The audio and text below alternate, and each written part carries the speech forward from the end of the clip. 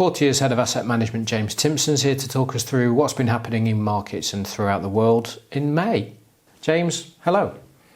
Hi Leo, and it's more good news, I'm pleased to say.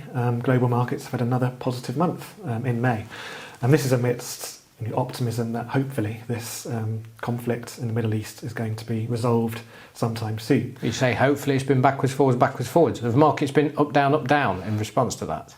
Yes, but in particular the oil price. So towards the end of last month, the oil price fell back below $100 per barrel, and equity markets reacted positively to that. So equity markets have done well. The MSCI World Index, which is the big index tracking the global developed equity market, that was up almost 5% last month, led by particular strength in the US. There's been a bit of resurgence in those big AI stocks, but global markets in general have done well. In particular, though, emerging markets. The MSCI Emerging Markets Index was up almost 10% last month, and this was led by Korea. So the Kospi Index, which tracks Korean stocks, that was up almost 30% last month, following a 30% increase the previous month as well. So Korean stocks have been doing really well. And how engaged is Courtiers within the funds in these emerging markets and particularly Korean stocks? Yeah, so as you know, we like to invest in emerging markets, and Korea actually makes up almost half of our EM portfolio. And one of the biggest Korean stocks we hold is Samsung. Obviously a big name in electronics, and because technology and AI has done so well lately, Samsung, being part of that chain, is up 164% year to date. But just something else on Korea, actually. Because Korea has done so well lately, it's actually become bigger than the UK market. Korea is now bigger than the UK. And so the lines are really starting to blur on what's the difference between a developed market and an emerging market. A development in itself. Exactly, yeah. So, massive returns for Samsung. Does that mean it's still value? That's a good point, actually. If Samsung's price does continue to appreciate, then at some point it will no longer flag as value on our quants model. Now, that doesn't necessarily mean it's an instant sell.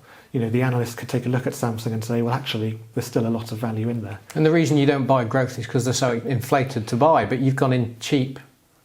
Exactly. To buy Samsung. So way back why when wouldn't you keep it? Yeah, when we first bought Samsung, it was really cheap, and even though it's done really well lately, that's not to say it's suddenly become a really expensive growth stock. Its underlying fundamentals may have also increased with its price, in which case it could still be a value stock. Just bringing it back to home for a moment, news has been a lot to do with UK politics. FTSE falls.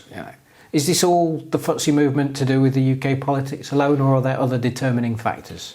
Politics may have something to do with it, but it's worth bearing in mind that the FTSE 100 does have a couple of really big oil companies in it, and the oil price fell just over 15% last month. So those oil companies would have reacted negatively to that. Just on the oil, did the whole BP fiasco, has that had any impact on Courtiers funds? No, we do not invest directly in BP, although we do have exposure to the FTSE 100. So at most we'd have had a small amount of indirect exposure to that. So you've not lost any sleep at night? No, not at all. And even though the FTSE 100 underperformed last month, it was still a good month for medium and smaller companies. They both did quite well. Sure. And also UK gilts performed well as well, partly because of inflation coming in lower than expected, but also weaker jobs data, which tends to push rates downwards rather than upwards.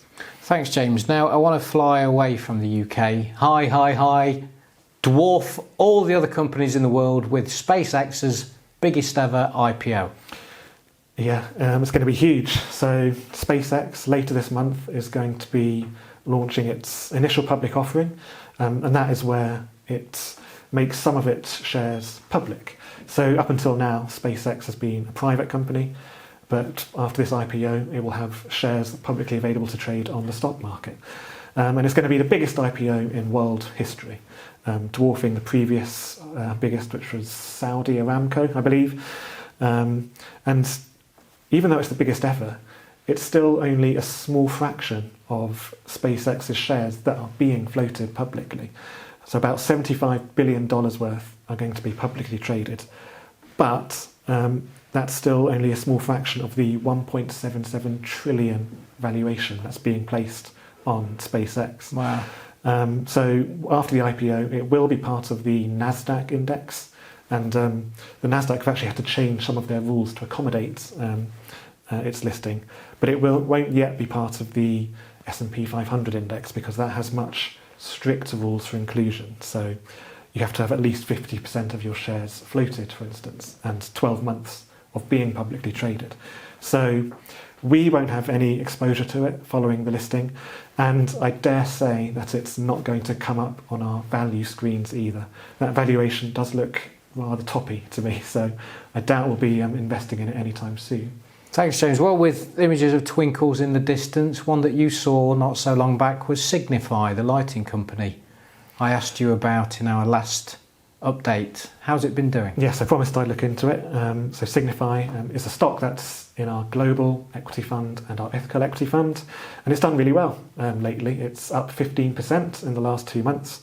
It's listed in the Netherlands, and as I say, it sells lighting products. And recently, it was included in the Dow Jones Best in Class World Index for the 9th consecutive year, which means it's in the top 10% of its industry for sustainable practices.